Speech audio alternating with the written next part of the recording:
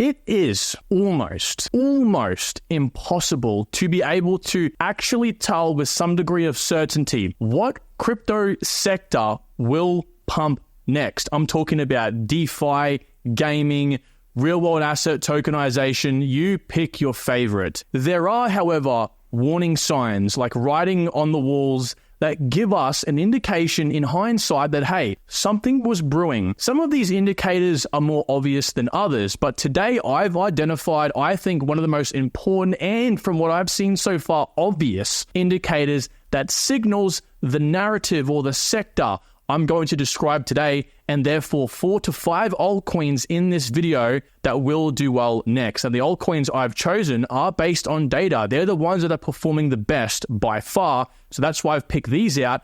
Chances are you probably are invested or looking to invest in one or multiple of them. But mark my words, just like a good surfer would riding the waves, timing the bottom and then timing the top before getting off the wave safely, if we're able to pick these narratives out, that means we can go in, buy the lows, sell the highs, or again, some degree of that. You don't want to ever be able to time the exact bottom or top. You'll go literally insane. Then we can obviously just make some quick bucks. Now, I'm not going to say this particular narrative or these altcoins will do well immediately. That literally is a complete and utter guess. But what we've seen so far based on the evidence in this video is that this will likely react a lot better than many of us, including myself, thought even as yesterday ago. Okay, so pay very close attention. Hopefully you're able to take advantage to some degree, shape, or form with the content in this video in the most non-financial way possible, of course. Now, don't forget, before we start here, guys, a lot of work goes into these videos. So if you find yourself enjoying this at any stage and wanted to say thank you, I appreciate what you do for us, hit that like button down there. It makes my life a lot easier, believe you me. And also subscribe while you're down there if you're new as well, because that will allow you to achieve all your crypto goals in this bull run. Now, for some of you going to yourselves already, oh, Kyron, talking about riding the waves like a surfer, right? That's impossible to do with these things. No, it's not. Actually, gaming's a perfect example from the last cycle of this, right? Gala, IMX wasn't out. Engine, Mana, look at this. They were practically unmovable. Again, projects like Engine were a little bit different because they have sub-narratives, so multiple narratives. But a lot of the ones focused entirely on a single narrative like gaming or DeFi or real assets, whatever. They usually have their all-time high moment and it's come from nowhere. So yes, maybe you should never try to time the market. It's, better to be in the market longer than it is to try to time it. That's the age-old saying, right? I agree. But again, if you're somewhat more experienced, or if you're someone just wants to take a wild guess now and hedge into some of these altcoins, then yes, as you can just see, sometimes these coins plateau and they literally just shoot up out of nowhere. So what is a narrative in question today? Well, actually, it's one major narrative that has 4 and actually a few more sub-narratives involved with it. Now, this is powerful. This isn't something I realized until yesterday researching for this video, because these narratives like real asset tokenization, Blackrock, importantly as well. Blackrock, I think, will be a large reason why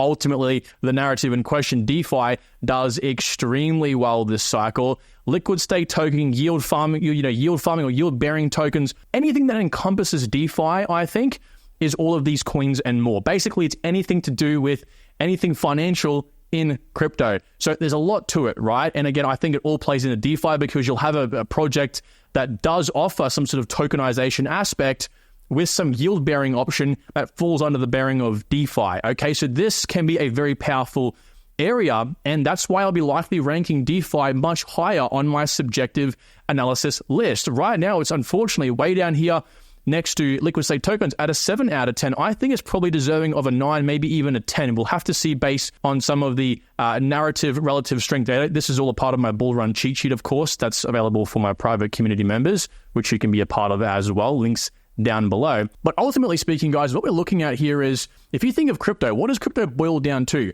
Well, it's decentralized infrastructure. It's democratizing access to anything, essentially, is what it is. Now, we have different areas, but ultimately, if I want to keep this quite quick and simple, you have projects like Near Protocol, Cardano, Solana, Hedera, Algorand, you name it. These are layer 1 projects. Polygon, Arbitrum, Optimism, also layer 2. They always support a higher up thing. And in this case, that thing is applications, decentralized applications, which, most of the time is finance. decentralized financial products. You see where I'm going with this? I think crypto can really boil down to ultimately being DeFi. That's, I think, one of the major first things here. And with the fact of Blackrock now coming into the equation, pushing things like, as we can see here, Marker DAO, we'll get to Maker later on, and some of the amazing news regarding the Grand Prix ecosystem growth fund that they had with Blackrock and Ondo and other things as well. They're overall pushing the ETFs. I think we're in for a lot more demand than what we expect in this really lucrative narrative. So we can see this chart here. This is actually a screenshot from Token Terminal from four major DeFi protocols on Ethereum, right? So we have Maker here generating literally at one stage, $80 million per month in revenue. Okay, we have Uniswap over here in the previous quarter as well, 30 million. We have Lido over here, right? Almost 30 million as well. And of course, we have Aave over here at about 20 million itself. This is all last quarter. Obviously, this quarter is still in existence right now. We're still moving up. So likely to do even better considering the way in which we're moving up, quite literally, linearly, okay?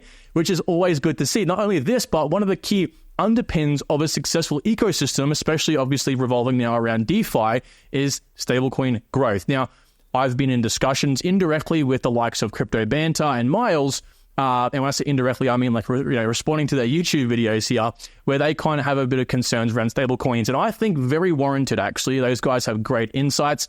I would kind of say it's too early to tell right now that stablecoins are actually plateauing. If we have a look at the stablecoin market cap over here, we actually have been plateauing over the last, I'd say give or take, maybe since May, since the start of the year, basically. But we've had a slight tick up, and I believe once we begin moving higher and that retail interest begins to climb, we'll see stablecoins come back in. Of course, this is going to always continuously go up as marketing begins to increase. It's going to, of course, plateau. As long as it's not going down, it's going to plateau in a moment where the market is quite stale and moving sideways. Now, also, staking derivatives have moved up exponentially in the last 8 or 9 months. Of course, we're plateauing now, but this is a good thing to see. Active loans are increasing. Again, this is DeFi heavy related as well. And the DEX monthly trading volume, probably one of the most important things to look at, because this shows growth in the ecosystems, which, as we have established, pretty much is, majority speaking, DeFi. So we have a lot of good signs to see here, and I think I'm trying to make the point of is DeFi is awake. DeFi is growing, and it's what I thought maybe 6 or so months ago, even somewhat recently. DeFi is not going to be as an important narrative this time around, but I think I'm actually very wrong here, okay? Some of you probably already know this, but I'm glad I've realized it, and I've got a few DeFi altcoins myself, and we'll get to those momentarily here, but at least I'm exposed, and I think if you aren't exposed, consider being exposed. Non-financial advice, of course. One last thing I'll mention here before getting into these altcoins is some pretty big news in the realm of Tether. Now, Tether, of course, highly controversial. They don't want to show us truly what's behind the curtain, but they have had $5.2 billion in profit in the first half of this year. That's impressive. That's actually, as Luna crushes down here, one of the most profitable companies in the world, period. Okay, that's very, very impressive. It's not revenue, it's profit, guys. Okay, and the way in which they actually make their money is by, if you want to have USD and you want to mint a USDT, you give them USD, they give you USDT, they take your USD, they put it in highly liquid yield-bearing options like US Treasuries. They then take the interest from that. They don't actually take your USD, and they go and invest in things like Bitcoin, for example. That's what gets them the high ROI. So very, I think, sustainable model. But again, will it be true, tried and tested? Who bloody knows? Either way, I think DeFi, stablecoins, the whole market revolving around the, I think, fruitfulness of this industry is only ramping up, basically. Okay. So with that being said, guys, let's get into these altcoins. First one, I'll keep this quite brief because ultimately speaking, this video was to open you up to the possibilities, whether you want to take action or not. I honestly couldn't care. Okay. I'm not here to convince you to buy any altcoins. Let me make that very apparent. I don't care what you buy. I'm here to give you the information for you to go, I might go watch his video on that coin, or I might go do some more research and get my head around it more before making a decision. I'm not here to cause FOMO, all right? First one is Aerodrome. I own Aerodrome, okay? Full disclosure. Guys in the private community know exactly what I own. I make that public for those guys. 450 mil market cap. I'm interested in this coin because it is the premier DEX on Base. Base, the layer 2 on Ethereum, of course, is a product of Coinbase, which, guess what, is the custodian of most of the Bitcoin and Ethereum ETF issuers. Now, why this is actually important to note here is that they recently launched a product called the Smart Wallet. Now, the Smart Wallet is a pretty great wallet indeed. But they're planning to bring on, I think, 1 billion users to Web3 via the wallet. Now, every project and every company wants to bring on 1 billion users to Web3. We've heard this a million times before, okay? This is different, though, because this allows you to create a wallet with nothing more than just your fingerprint, right? None of this crypto, non-custodial, complicated stuff. You can pretty much use it on your phone, create it very easily, use your fingerprint to make sure it's you, and then you can back it up to the cloud to ensure you can use it on other devices. It's free for developers and users. It's amazing. You can use any layer 2, of course, including Base. And why I bring this up in regards to Aerodrome is if, again, you think about it, Aerodrome is the #1 DEX on the Base ecosystem. If the Smart Wallet begins to gain a lot of traction, which I think it has around 100,000 or so users right now, and it's not that old at all, if really fully out and available at the moment, then that's going to immediately feed demand into Base. Of course, you don't have a lot of these smaller projects on Base available on centralized exchanges, which means it all has to, if you want to purchase, go through Base for people to have access to that ecosystem or ecosystems. Not to mention this as well, another chart here from Token Terminal came out. Aerodrome in the last 7 days was, at least by percentage, the highest gaining new accounts in the whole entire space, or token holders, should I say. Accounts, token holders, same sort of thing, right? So again, we work off percentage. Okay, if we're working off actual number of wallets itself, well, Ton's 38 million versus Aerodrome's 152,000, but it looks kind of like this, okay? It looks gnarly. Green here being the amount of new token holders. So there's a lot of traction here, and that's why it's on my list. I've, of course, drawn comparisons on my own video here titled Get In Early, This Base Altcoin Will Blow Up. Go watch that video if you're interested in Aerodrome, but I made comparisons, of course, to the Binance Smart Chain and therefore the DEX on that, the premier DEX on that from the last cycle being Pancake Swap. That did very well, mind you, so a lot of comparisons to be made. So that is my #1 pick, of course. First of all, let's move on to #2 here. This is a liquid staked token, so one of the narratives underneath DeFi I think will do well, and it's Jito.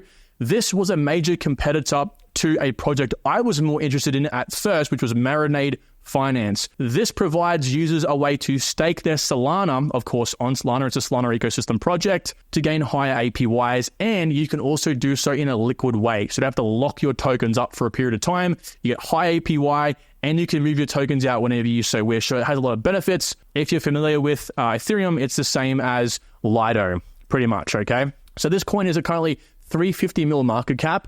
Now, it doesn't benefit from the fact that it's got a lot of tokens out, right? High FDV, this may scare some crypto investors.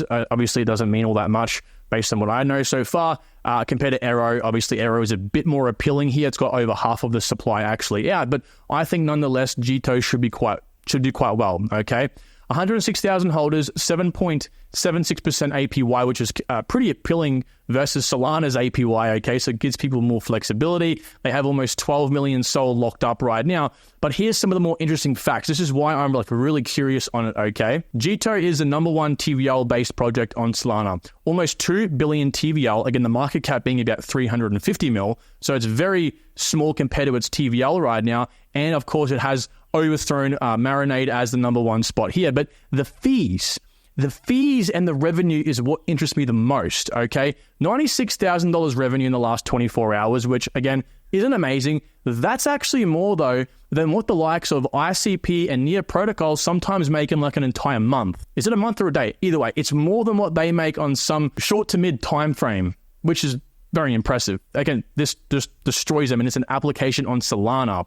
And if we actually compare it to Solana, would it surprise you to think that in the last 24 hours, these guys made more in terms of fees than the actual underlying blockchain itself, okay, even in the last 7 days. Now, it hadn't in the last 12 months because Jito's only been around since like December of last year. So it's not even a year old, all right? So very, very impressive for this little tiny LST token, which is why it's made it to this spot. Now, #3 is Ondo. And before you go, we've heard it a million times, Ondo, I get it, right? Now, Ondo is 85 cents. I didn't think Ondo would break beneath 90 cents. Okay, so we might fall back down here to the 70s. I'm not entirely sure. I'm not a TA guy, but I think this is an absolute steal right now. A 1.1 billion market cap Ondo, who's partnered with Blackrock. All right, Blackrock, and as we'll see in a second here, another project on this list is as well. And like I mentioned, Blackrock, I believe, is a cornerstone of the success of DeFi this cycle, especially the bloody coins working with them. So not only that, of course, we've noticed work with Blackrock. Go watch my Ondo video on my channel. They also recently partnered with Pyth Network. Pyth's one of my other picks personally. It's an Oracle play, but it gives Ondo the chance to put its price feeds out to over 65, I think at this point, 70 different blockchain networks, which means more exposure, more overall revenue coming through into Ondo, which makes it more appealing in a metrics black and white scale, which makes it more appealing for most people. If people can see something going, they think, hang on, I've got to invest. If all the metrics are going up, it's an appealing investment, okay? Therefore, undervalued, if you will. Of course, they also recently partnered as well with Injective, right? Injective being a DeFi-heavy Layer 1 project built on this Cosmos ecosystem. And why I bring these things up is because a big thing many people seem to forget in crypto is popularity. This is one of my Pumpamentals research strategies and methods, okay? This pretty much says, hey, all of these really interesting upgrades has happened recently or in the last 12 to 24 months. We can kind of forecast something else coming up here in the next 6 to 12 months of the bull run. It's taking and hedging into a low risk, high reward scenario where there's likely to be some big announcement or news to come that will intrigue the market to want to buy this coin. Popularity is, again, that sort of Pumpamentals method in this case. And a prime example is looking at the likes of Chainlink. When Chainlink had their massive CCIP upgrade where they kind of pivoted as well into tokenization, most of the market didn't care about that for the first 6 months. All you Link holders were like, what the hell is happening? This is supposed to be big. And then all of a sudden, boom, the whole market came in based on some small amount of news or because October hit and the whole market woke up. Okay, so people latch on to old news, especially if there is new news to support the old news. That is why I mentioned Ondo. And of course, we've got Blackrock to support this big news as well. Hopefully you guys understand where I'm coming from here, okay? It's just how crypto works. Lastly, I will mention the coin on this list, which is Maker, the largest coin on this list, 2.4 billion market cap. However, again, it's probably very appealing to the people who like to look at FDV as a metric because most of the tokens are out. 92.5% of the supply is available right now. So very good in this case. Not many more tokens will actually be emitted. The price is daunting to most. That's the one downside. But of course, you guys know how crypto works in denominations, not whole shares like the stock market. Either way, again, Maker is a BlackRock-based coin because it's actually partnered with BlackRock to build a fund, the Grand Prix fund, basically, where they want to push real-world assets within the Maker ecosystem itself. They're investing, I believe, in the likes of Ondo and other projects to really push this area of crypto. Hence why I think this whole DeFi narrative will do well as a whole regardless. They're focusing on what they call the end game plan. It's too much to go into in this video. I'm going to keep this video somewhat shorter. But if you guys want to have a look at what Maker is trying to do, especially if you're investing in Maker, you want to read articles like this that explains it, and you want to also read the end game plan. If you're investing in something, guys, you want to make sure you know what the hell they're doing, right? Otherwise, you're just running in blindly. Hey, why did it pump? Why did it dump today? You had the news right in front of you. You just didn't want to read it. That's ultimately what it comes down to, okay? Now, I do want to also point out here that Maker actually accounted for 40% of Ethereum's DeFi profits in the last 6 months. This was back late April, okay? Again, we can kind of pull back to charts like this where the quarterly revenue is just literally insane, like in the 85, 90 million mark. And if we actually have a look at this on the grand scheme of things in the Ethereum ecosystem, Maker, in the last 24 hours, $600,000 in revenue, and we come right to the side over here, fees, $230 million, which is crazy considering Ethereum is, what's that, like a 3x higher than that, or so 4x higher than that. So again, it's still quite a lot higher, but again, remember, Ethereum encompasses everything. Maker is just one dap in a sea of many, okay? So guys, wake up. I'm waking up. I woke myself up this morning. Yesterday, I tapped myself and I said, hang on, DeFi. Why did I miss this? So get amongst it. Let me know what DeFi projects are in your portfolio down below, and I'll talk to you all tomorrow. Take good care. Bye-bye.